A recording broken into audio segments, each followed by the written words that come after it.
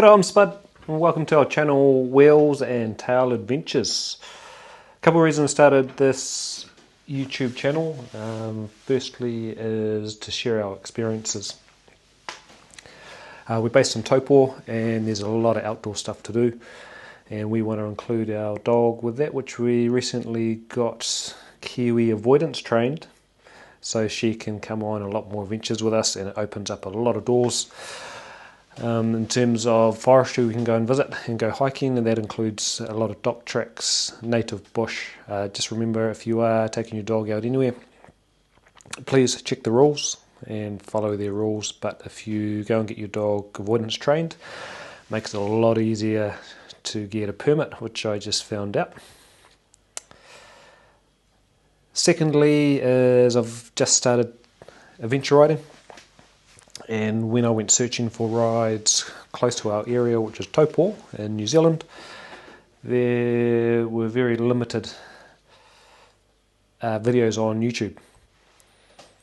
A few, but nothing consistent, nothing showing a series of rides or anything like that. And there are some great rides. Most people in New Zealand have heard about the 42 Traverse, which I'm going to drop a video of very soon. But there is a lot more to explore, especially around that national park area. There's a lot out towards Napier Taupo, and you can even ride from Taupo all the way through to Whirinaki Forest or Minganui, which we'll drop videos for soon. Thirdly was to talk about this little bike, Himalayan. I'm new to adventure riding, as I've already said, but I'm not new to motorbikes, and I wanted to be able to throw my leg over a bike, jump on and ride to forestry, rather than having to load everything up. Spend a day out trail riding and really yoning on the bike for a couple of hours, so I figured I'd try adventure riding. I wanted to go with a smaller bike. One reason is so I don't lose my license on a bigger bike, and second is just a little bit more rideable when you get into some of the nitty gritty stuff. There are a lot of bikes out there. I went with this because single cylinder, simplicity. I like the thumpers. Reminds me of the older vintage bikes like the Yamaha XC500, just modernised, smoother, modern suspension, brakes, etc. So that's why I went down the pathway to this. And there's a lot of stuff online about the specs and all that kind of stuff. So I'm not going to talk about the specs. I will update you on how the bike's going and changes that I've made, which we'll start with today as part of this introduction. So firstly, right out of the shop, I chucked bark busters on, give the hands a little bit of protection and save me from breaking levers, especially when you're in the back country, which that's where I want to spend most of the time. And it was hard to get levers at the time for these. I haven't gone back in to check. I'm pretty sure I can get some from overseas, but that kind of eliminates that problem, not 100%.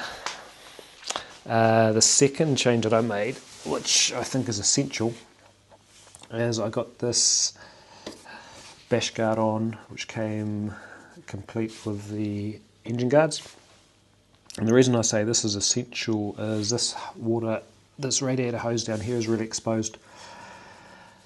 And it was only a matter of time before I was off-road and that got ripped off. So this reduces the chances of that happening. Nothing's 100%, but hey, it's better than what it was before. There was nothing wrong with the old bash guard. It just didn't come with that same engine protection.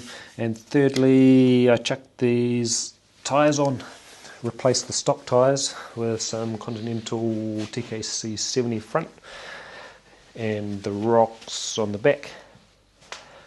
There was nothing wrong with the original tyres.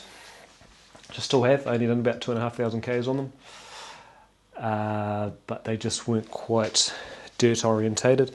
These aren't hugely different, but they're enough to get me out of sticky situations, and they come with a good reputation. It was a compromise. I was looking at going to a road legal knobbly, but because I spend so much time on road, getting to the off-road tracks I figured I'd stick to something more like a 50-50 or thereabouts anyway, so make that road riding a little bit more comfortable but still reasonably capable off-road. And you'll see that they are pretty capable when I drop the video for 42 reverse.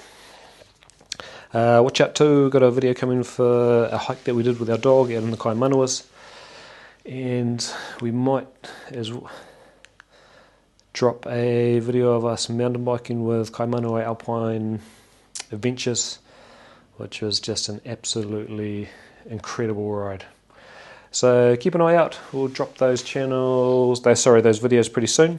And we'll get out there and we'll get some adventures, and we'll start uploading some playlists covering off our different adventures, and hopefully see you out there.